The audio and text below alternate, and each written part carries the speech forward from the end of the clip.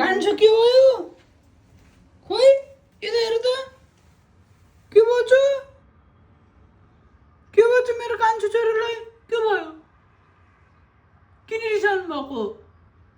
आमा जान्न आमा त घुम्न जानु लाउनु भनेर रिसाउनु भएको कान्छो यता हेर न किन रिसाउनु भएको त नि आमा तपाईँ घुम्न जाने हो कान्छालाई लाने होइन तपाईँसित बस्छु नि यही बाबासित बस है आमाले ज्याकेट लगाएको देखेर त्यही भएर रिसाल्यो हो म काममा गएर आउँछु है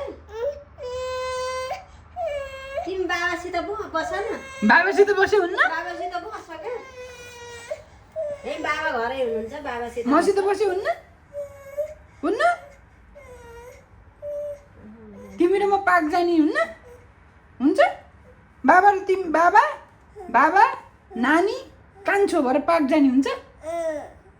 आमालाई पठाइदियो हुन्छ बाई भन्दै आमालाई ल बाई ए होइन बो पार्क नजाम बाबाको पेट दुखिन्छ बाहिर गएर रन गरौँ है हुन्छ आमालाई बाई जानु भनिदेऊ बाई भनिदेऊ ल हगी गरिदेऊ ल